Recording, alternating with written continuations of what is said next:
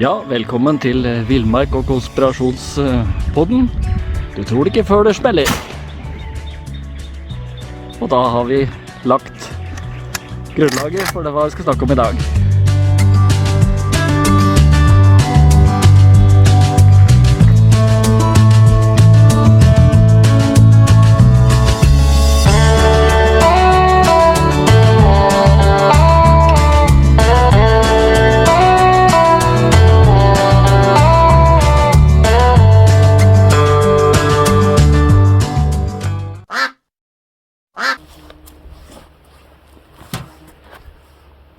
Velkommen til dagens podcast som vi har her fra Kvammelia, så ble det i dag.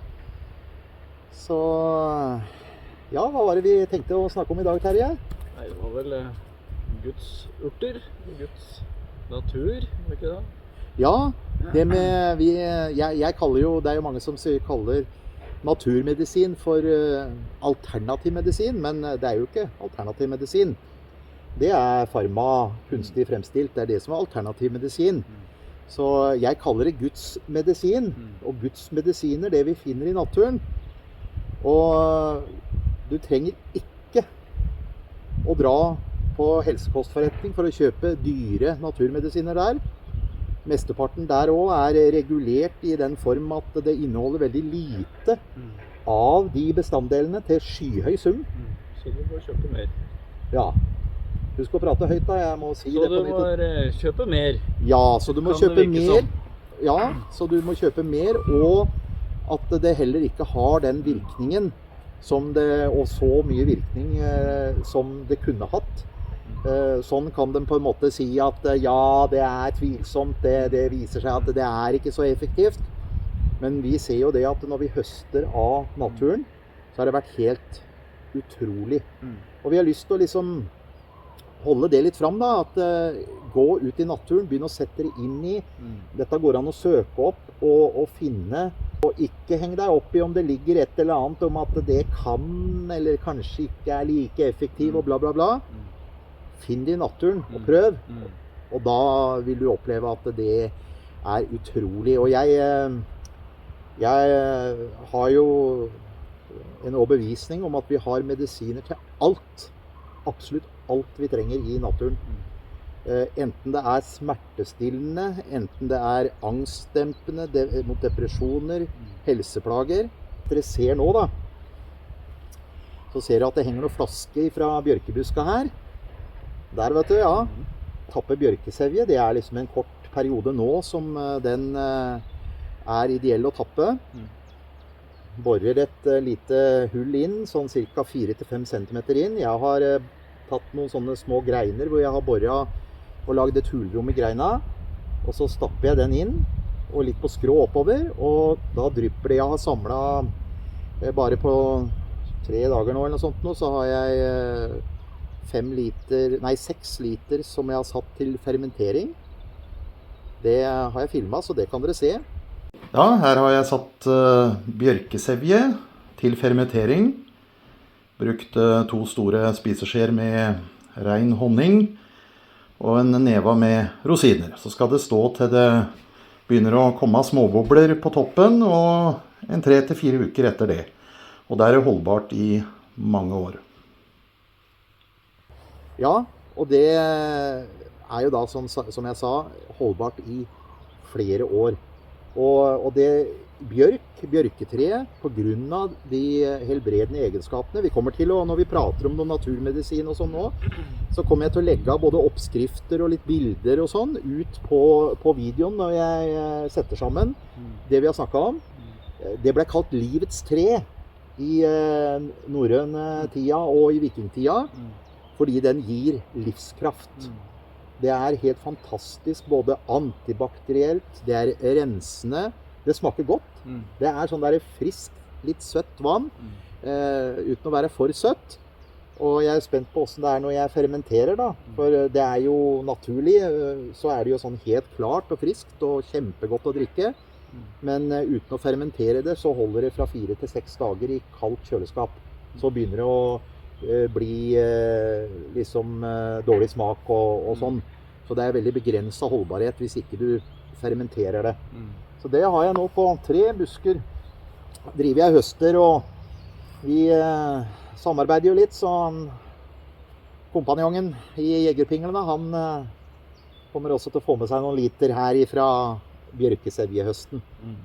Og det har jeg jo nevnt, men jeg kan jo nevne det også nå, det å tømme kokende vann på furugreiner, furunåler, hvor vi høster furunåler og greier, og også noen barnåler, da, for det bare granbar har også mesteparten av de egenskapene som furu har. Jeg vet ikke om granbar inneholder suramin, men masse C-vitamin, antioksidanter, som hjelper mot influensa og holder deg frisk. Men furunål har også suramin, som er et kjent ting som Leger uten grenser blant annet bruker i Afrika mot afrikansk sovesyke som kommer av en parasitt. Og suramin, det beskytter mot virus og parasitter, beskytter cellene dine. Og jeg var jo ut og inn av sykehus med infeksjoner, og gikk influensasjuk omtrent året rundt før. Begynte derfor med sesonginfluensavaksinen, og var da grei noen år, hvor jeg ikke fikk så mye influensa, men jeg hadde mye andre infeksjoner. Så tok jeg svineinfluensavaksinen og ble daudsjuk, var influensasjuk i 2 måneder, og gikk med utmattelse, narkolepsi og kløende utslett på ryggen i 2 år etter at jeg tok svineinfluensavaksinen. Derfor så hoppet jeg over sesonginfluensavaksinen, for da var jeg fortsatt syk i de 2 årene. Men når det hadde gått 2 år, neste sesong igjen, så tenkte jeg nå er det trygt å ta sesonginfluensavaksinen. Og jeg har jo tatt alt som er av vaksiner før det. Og så tok jeg den og ble daudsjuk av den for første gang. Og jeg spurte legen min, hva er dette? Hvorfor blir jeg syk av den? Jeg skjønner jo det var noe svineri med den der svineinfluensavaksinen, sa jeg. Og heldigvis har jeg en oppagående lege. Ja, den er noe svineri, sa han, men du må være klar over at det nå er svineinfluensavaksinen som den stoppet, den er puttet inn i sesonginfluensavaksinen. Så det er helt naturlig at du nå ble syk av den når du ble dårlig av svineinfluensavaksinen. Og jeg har jo hørt noe om at de har planer om også, kanskje de har gjort det allerede, det vet jeg ikke, å legge inn covid-vaksinen der som mange har blitt syke og døde av. Men jeg brukte 10 år på å detoxe meg, brukte naturmedisin, spiste ingefær hver dag, for jeg hadde høye prostataprøver. Prostataprøvene, dem gikk ned perfekt. Hvis du går med høye prostataverdier, så er det enten et tegn på at du har i ferd med å utvikle prostatakreft, og du kan få prostatakreft ved å gå med høye verdier. Så det skaper også det.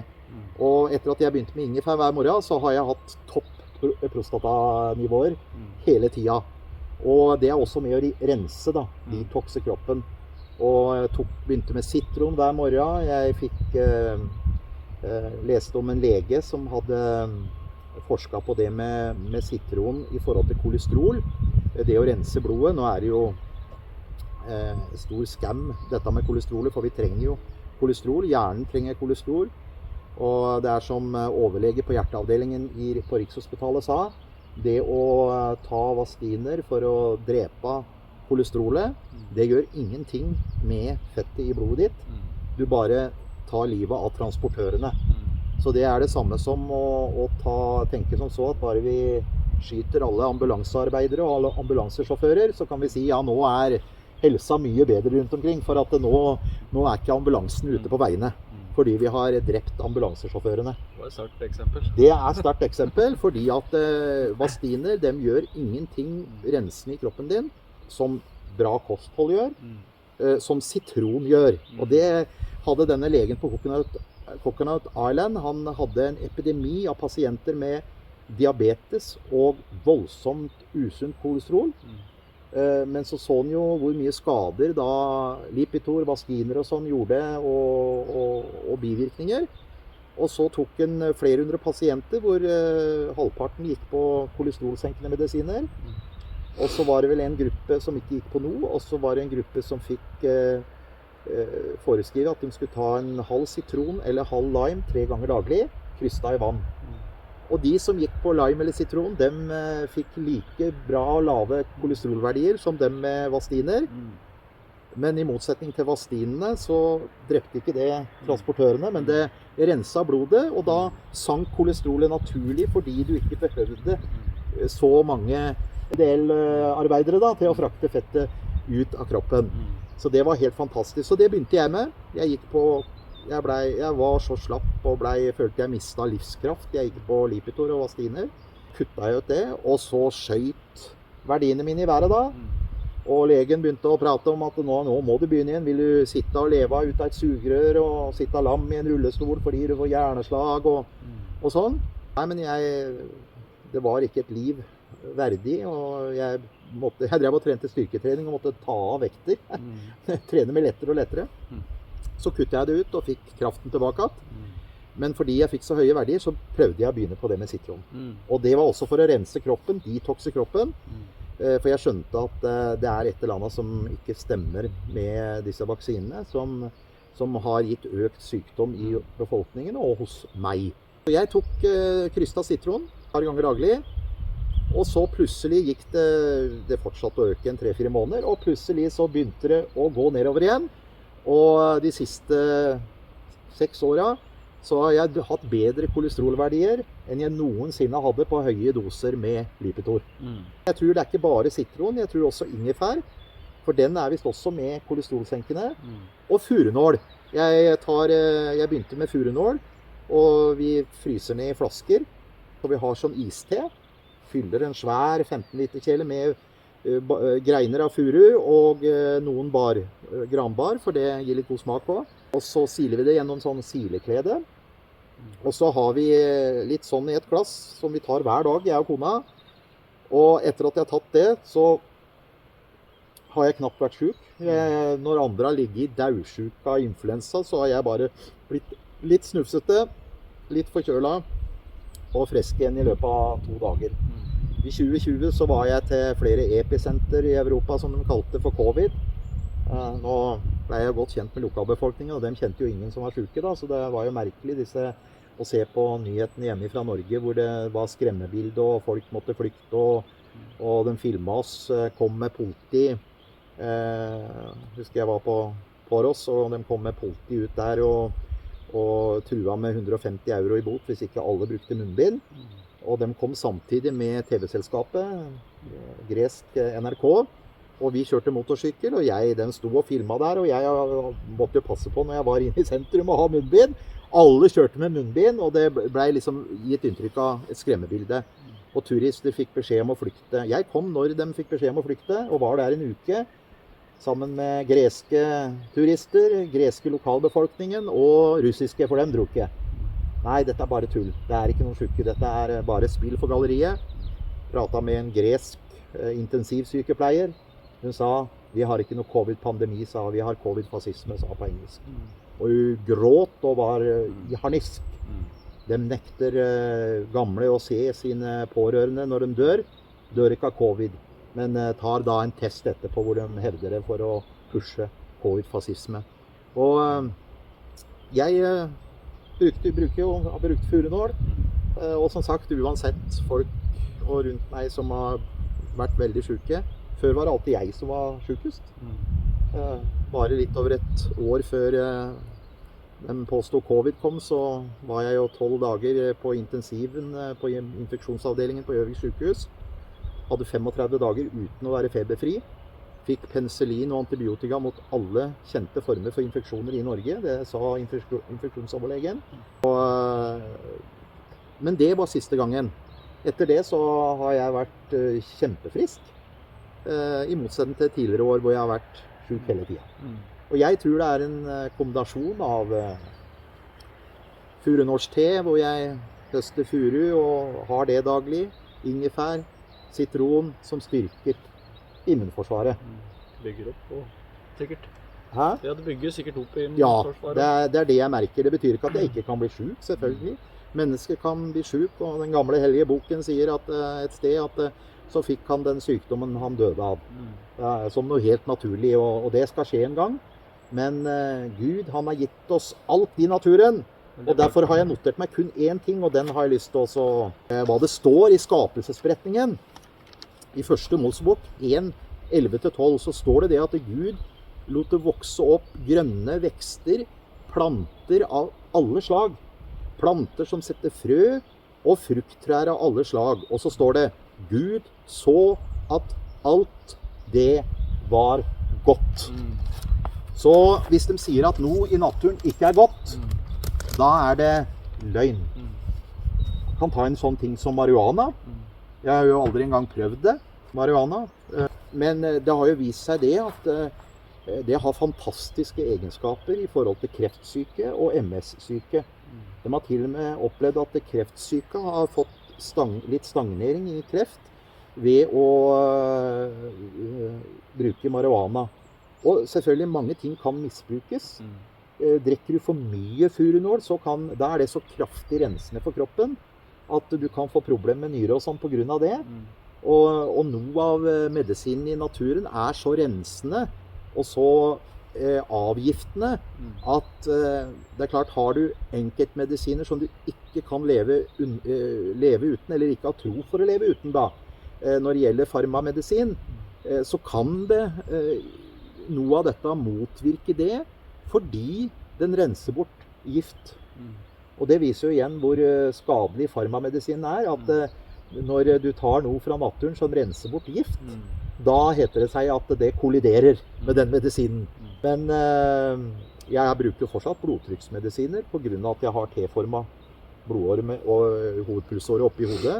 Og det er i hvert fall ikke noe problem, noe av det jeg tar i forhold til det. Jeg har gode, lave blodtrykk og har kunnet også kutte ned på det. Men jeg skal helst ligge ganske lavt på grunn av at jeg har T-forma blodåre. Så naturen, den har fantastisk mye. Jeg kommer til å legge ut noen oppskrifter om forskjellige ting vi har i naturen. Kanskje etter videoen på ting som vi ikke har nevnt, og noe parallelt nå mens vi prater om noe. Så jeg vet ikke, Terje, du har vel noe erfaring med naturmedisin du også? Johannesurten da, vet du. Ja, Johannesurt. Den er bra. Den kan virke mot depresjon og motløshet og... Ja. Men det er det å dosere dette riktig da. Ja. Det er jo litt artig når du lager den da. Hvis du lager den på den måten at du legger den på sprit. Ja.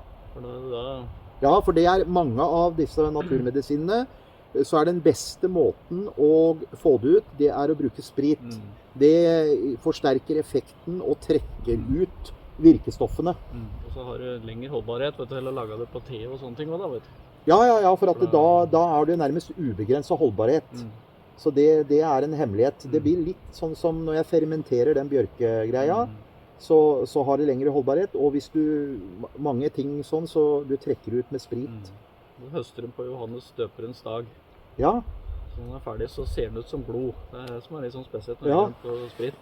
Ja. 14 dagers tid. Sånn. Så blir den rød, liksom. Ja. Og det er jo bare at har du rikelig med johannesurt og trekker det ut av det, så er det ikke mye som er effektivt. Som det er flere som har opplevd at de kunne slutte med angstmedisiner, medisiner for depresjon. Du kan ikke bruke medisiner til depresjon attåt den egentlig, tror jeg. For den er sterk, som vi pratet på. Ja,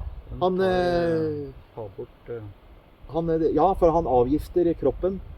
Men han er jo så effektiv at uten bivirkninger, at du risikerer ikke noe. Og ved å kutte ut angst og depresjonsmedisiner, og dette kan jeg en del om også, for at jeg har bekjente og slekt som har gått på sterke angst- og nervemedisiner. Og det er så mye bivirkninger. Det må ta en ny medisin for å døyve bivirkningen. Og det virker en liten stund, og så blir problemet bare større og større. Mens sånn som den johannesurten, den er jo, det er liksom bare lite grann, så gir den effekt. Er det ikke liksom i forhold til tiltaksløshet også? Jo, det får arbeidsløst kan du gjøre.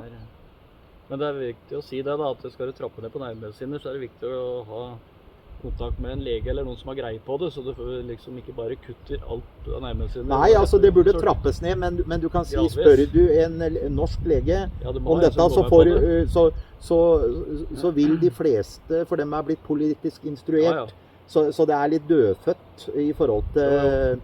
Du må virkelig vite da at du har en lege som skjønner seg på vanlige medisiner. For at det jo farmamedisin som alternativ medisin. Dette vi snakker om nå, det de vanlige medisinene. Det de ekte medisinene, men så har du da masse farmaindustrien for å tjene penger på. Og jeg har ikke... Du vet at nerveproblemer ikke dødelige. Og du kan si at hvis du prøver det, så vil du jo merke at det hjelper mer. Men det viktig å gå gradvis ned. Ja, hvis du går på store doser nervemedisiner, kommer litt an på hva det noen går jo på noe for psykoser og sånn. Hvordan det slår ut, det en annen sak, men det klart at går man på store doser medisiner, farmamedisiner, så skal man alltid trappe rolig, trappe ned, sakte. Men du vet at leger, han sa det så godt forrige legen min, han sa, nei, denne får vi nok ikke på blå resept, for der har ikke Norge investert og subsidiert og tjener penger, sa han. Og han var veldig sånn politisk korrekt med en gang han fikk instrukser fra Helsedepartementet. Så var han slavisk på det. Og de fikk pålegg politisk av Kellner i den tida, som eneste han hadde vært, var servitør. Han hadde ingen legeutdannelse. Han kom og instruerte hva de skulle si. Så skal du ha hjelp av en lege til å... Så må du på en måte ta bestemmelsen selv og si at du ønsker å trappe ned. For du må vite at du har en lege i så fall som vet at sånn naturmedisin mer effektivt, og som ikke redd for å få refs. Altså, du vet, de får trussel om å miste legelisens og sånn, hvis de sier sannheten om visse ting. Så det et veldig press på legene. Så det bare går du til en lege og spør om det, så får du ikke noe ærlig svar. Du får bare den ferdigtygde versjonen, som instruert politisk. Men det ligger jo mye ute på nettet da, vet du. I forhold til hvordan du kan trappe ned gradvis. For det viktig å ha respekt for det. Altså hvis du går på mye nervemedisiner, at du ikke bare kaster alt og så begynner å hvis du går på store doser, særlig, så det viktig å trappe ned. Og det gjelder jo smertestillende og sånn også. At går du på store doser smertestillende, så skal du ikke, og sterke smertestillende, så skal du ikke bare kaste alt bort. Det skal trappes rolig ned. Men ikke sant, kjenner du at du sliter noe med angst og depresjon og vurderer... Tar du en Sobril innimellom for eksempel bare? Ja, hvis du tar en Sobril innimellom, eller vurderer liksom at du må til legen og få noen nervemedisiner, da vil jeg bare anbefale den en gang, prøv Johannesurt. Ja, så for det rett og slett på grunn av at det så skadelig med store mengder farmamedisiner, at du må trappe ned. Det ikke fordi at det positivt. Det at det så skadelig og så store gifter at hvis kroppen bare kutter ut det med en gang, så vil du få abstinenser og kunne få store problemer i overgangen. Det en prosess. Jeg brukte 10 år på det jeg kaller for å detoxe meg fra vaksiner.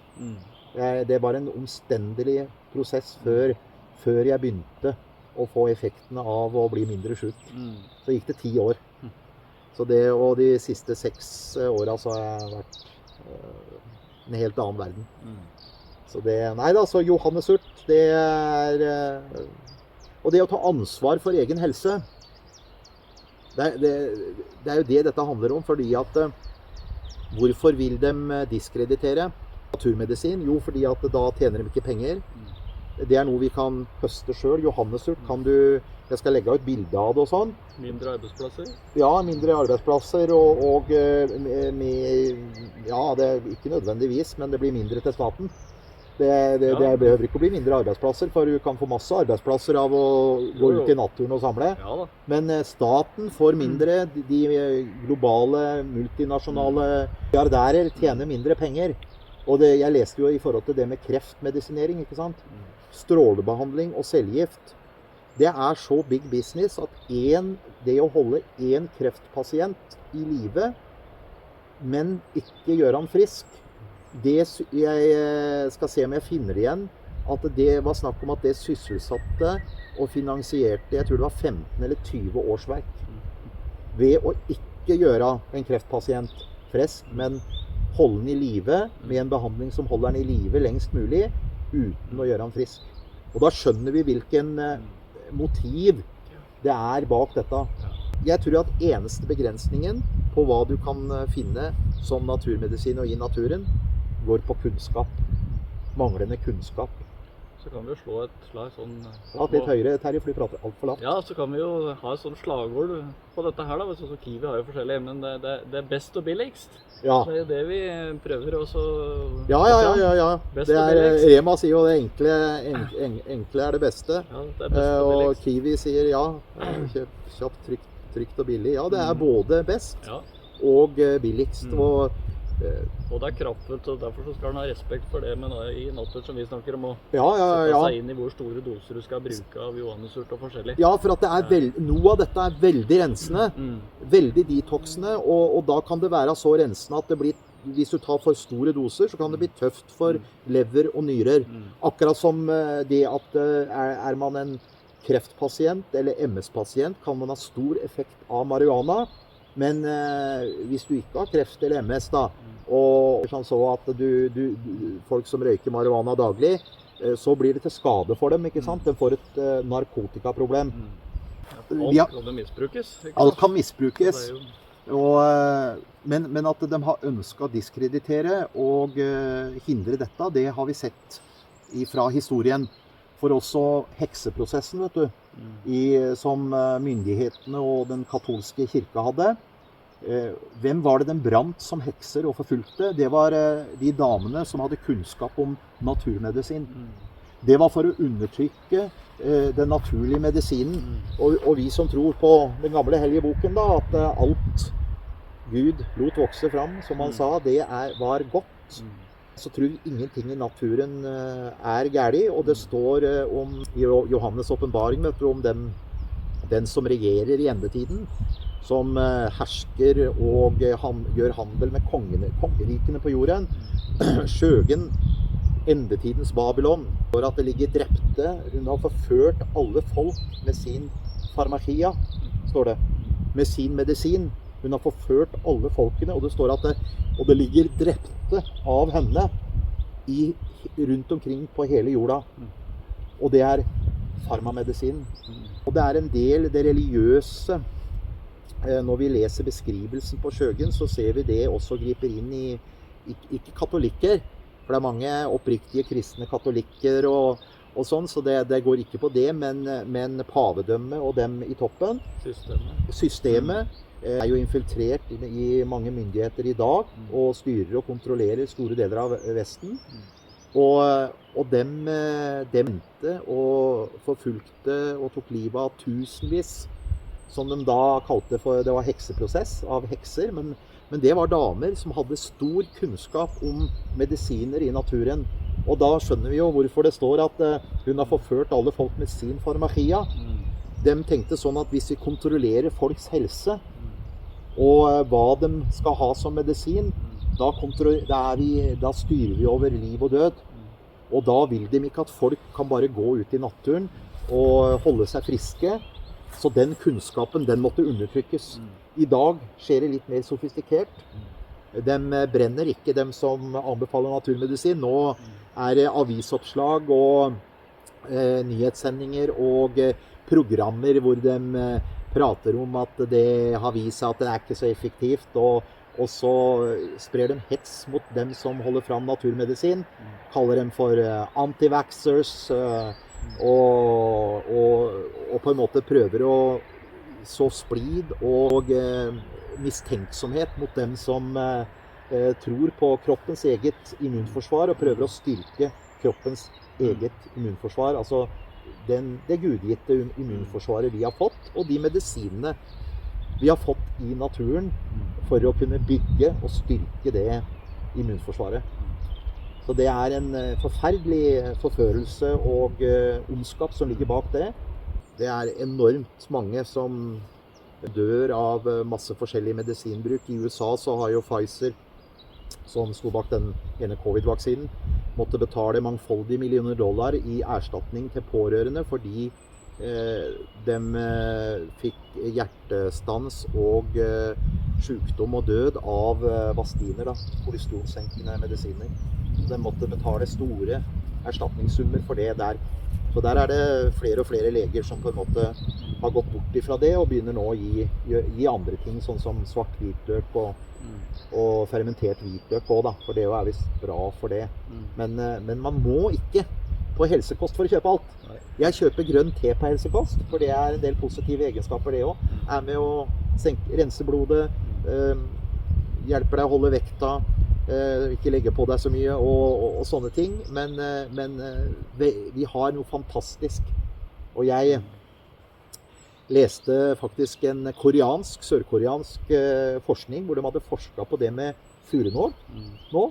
Jeg har lest forskjellige medisinske artikler, fagfellevurdert medisinske publikasjoner, som har bekreftet furunål som det sterkeste middelet i naturen mot infeksjoner og influensa og forkjølelse. Og der kom de fram til at det var helt fantastisk med furunål, at det var det sterkeste antibiotikum som man kunne bruke mot influensa og forkjølelse. Det var furunål, og den mest effektive furunåla, vi tenker at vi må kjøpe dyre ting fra Østen og sånn. Nei, det var furun som vokste i Nord-Europa, i våre områder. Så det finnes noe som kan ligne på furu, som er giftig. Det må du passe på hvis du ute og ser noe du tror furu, at du sikker på at det furu. Det som sånt, det. Ja, alt. Du har sånne giftige etterligninger. Så det nei, så det helt fantastisk. Og jeg dro noe som heter valurt her. Valurtplante. Rota av valurt, den øker celledelinga veldig fort. Derfor før brukte de det også som næring, men de fant ut at mus med store mengder valurt, så var det noen mus som utviklet kreft, fordi celledelinga gikk veldig fort. Så hvis det lå latent noe kreft der, så på en måte økte det. Så selv om det en fantastisk medisin, så kan det ved feil bruk, for så anbefaler de ikke lenger at du skal spise valurt, men det fantastisk til utvortes bruk. Og da igjen må vi trekke det ut med sprit. Jeg graver opp røtter, og det bare vokser og videre. Det voldsomt proteinrikt, næringsrikt. Det sånn kunstgjødsel, sånn kraftfôr og kraftgjødsel når du sprer utover på plantene og holder skadedyr unna. Og den rota der, når du legger den i sprit, det vel noen uker han skal ligge, så får du en gugge, og smører du det på sår, så grår det mangedobbelt så fort. Og jeg har blandet det med noe sånn parfymefri krem. Det var en jeg kjenner og sånn, jobber for kommunen i forhold til sånn støttekontakt og sånn. Jeg hadde sånn voldsomt fælt sår på begge føtta. Så spurte han om jeg hadde noe sånt, for jeg har jo skrytet veldig av det til han. Så fikk han en liten boks med denne valurtsalva mi, som jeg har trekt ut av sprit og blandet med en parfymefri krem. Han smørte det på kvelden på den ene foten, for dette hadde han hatt i lang tid, og den var helt i orden og sånn ny babyhud dagen etter. Mens den andre han ikke hadde smørt, var like ille. Så det fantastisk mye og det masse ikke vi vet. Ja, det må vi si. Ja, for det har jo foregått mange hundre år med en massiv tåkelegging og, som jeg sa, angrep på kunnskapen. De skulle drepe og ta livet av dem som hadde kunnskap. Og så gir de inntrykk at alt så mye bedre i dag. Nei, det masse. Autisme fantes nesten ikke på 60-tallet. Og ettersom vaksinasjonsprogrammet, barnevaksinene, kom inn, så eksploderte det. Det jo det han Robert F. Kennedy tar hånd om nå under Trump-administrasjonen for å prøve å få tilbake god helse blant amerikanske barn og sånn da. Og se hva det som gjør at de siste årene så har det eksplodert med en hel del sykdommer og ting som de ikke hadde før. Så det søke opp og finne, og mest som regel så kan du det du finner om en medisin, kan du tenke at det er 10-dobbelt så effektivt som det du finner på nettet. Altså i forhold til den kunnskapen og det som det fremstilles som. For de får jo ikke lov å si hvor effektivt det er. De får kun lov å skrive «kan hjelpe». Og du trenger ikke å handle på helsepostforretninger, dyre produkter som har lite av de bestanddelene i seg. Hvis du prøver det, så finner du ut at det kan ikke hjelpe. Det hjelper. Ja. Når du prøver det. Rett og slett. Så det, ja. Ja, men det... Ja. Vi kunne sikkert ha pratet om en del andre ting også. Det er sikkert noe jeg kan om noe naturmedisin som jeg har glemt, og finner jeg noen oppskrifter og noe jeg kommer på, så legger jeg det på videoen. Kanskje vi lager et program til også, vi får se. Det kan det fort bli at vi lager et program til hvor vi nevner det. Det å høste i naturen, ikke sant? Pelle blåbær, pelle tyttebær. Altså, det er jo å høste furu. Det er jo helt fantastisk. Du kan jo ete hele furutreet. Det blir litt hardt for fordøyelsen da, hvis du skal ete hele furutreet. Men husk på, alt. Så langt har ikke jeg kommet. Alt er spiselig. Det er det tiuren holder seg frisk gjennom vinteren. Jeg går jo på jakt, og den står jo ofte i toppen av furutrær og eter. Og det er det de overlever og holder seg friske på vinteren. Og furu har aller mest suramin, og av de stoffene den har den aller mest på høsten.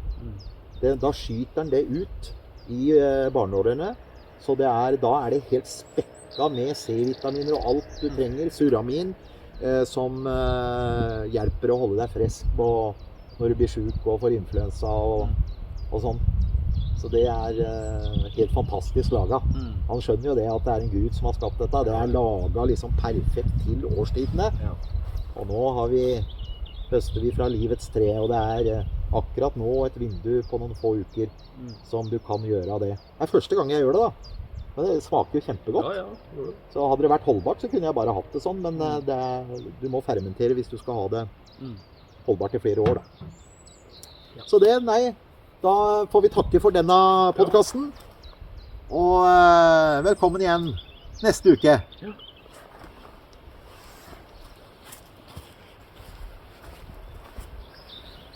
Ja, vi tuller ikke. Nei, det er sånn det er. Må ta på deg også.